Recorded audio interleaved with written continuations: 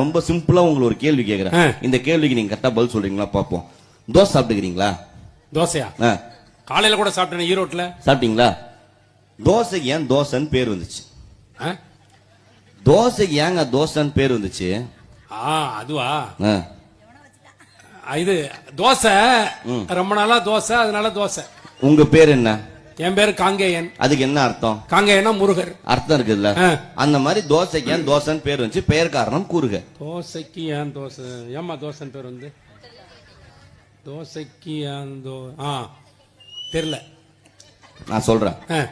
தோசை ஊத்த சொல்ல என்ன சத்தம் வருது? தோசை ஊத்தும் போது சைன் சத்தம் வருது. அத்த திரி போட சொல்ல என்ன சத்தம் வருது? திரி போடும் போது சைன் சத்தம் வருது. எத்தனை தபா சைன் வருது? 2 தடவை சைன் வருது. ரெண்டுக்கு ஹிந்தில என்ன?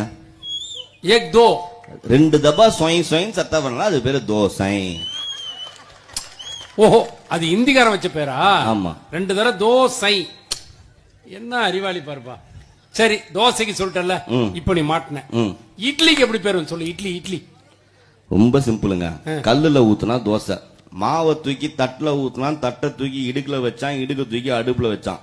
மாவு இடுக்குல மாட்டிக்கிச்சு, இடுக்லின்னு வச்சா நல்லா இருக்காதுன்னு காண்டி இட்லின்னு வச்சாப்ல. இடுக்கிலி நல்லா இருக்காதுன்னு இட்லி. இரு நான் யோசிக்கிறேன். இரு.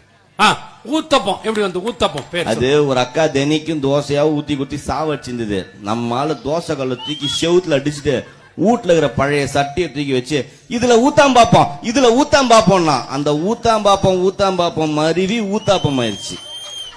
ஊத்தாம் பாப்போம், இதுல ஊத்தாம் பாப்போம், இதுல ஊத்தாம் பாப்போம்னா ஊத்தாம் பாப்போம் ஊத்தாப்பம். இப்ப பூரி எண்ணெயில போட்டோம்னா பூரிப்பா வந்தா அது பேர் பூரி, சப்புன்னு போனா சப்பாத்தி. இப்ப அம்பானி தின்னுகட்ட குடும்பத்துல இருந்து வந்திருக்கேன்னு தெரியுது.